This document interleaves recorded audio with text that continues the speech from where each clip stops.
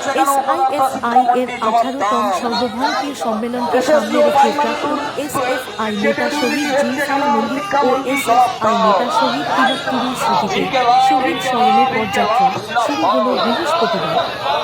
দুদিনের এই পদযাত্রার সূচনা হয় বৃহস্পতিবার সকালে জুলফাই মল্লিকের গ্রাম পেশওয়ালা পঞ্চাহার গ্রামের সংক্ষিপ্ত সভার মধ্যে দিয়ে এই পদযাত্রার সূচনা হয়।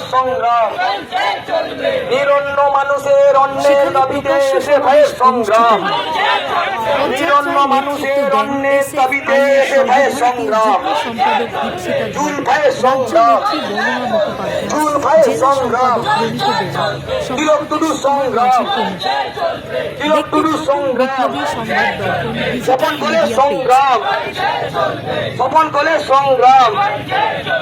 আত্মবিশ্বাসের সংগ্রাম, আত্মবিশ্বাসের সংগ্রাম, ইনকিলাব জিন্দাবাদ, এসএফআই জিন্দাবাদ, স্বাধীনতা গণতন্ত্র সমাজতন্ত্র জিন্দাবাদ, স্বাধীনতা গণতন্ত্র সমাজতন্ত্র জিন্দাবাদ।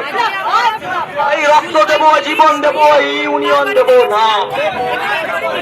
আমরা তিলক টুডুর বাড়িতে যাব। আসলে শহীদরা আমাদের পথ দেখিয়েছেন।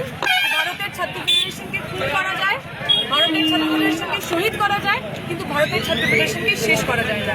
সেই বার্তা নিয়ে, সেই সাহস নিয়ে আমরা যেন আগামী দিনে সারা দেশের মধ্যে এই আন্দোলনকে অঙ্কুরিত করতে পারি, সেই বার্তা নিয়ে আজকে আমরা এই 3 মাস করতে পারিনি, তার জন্য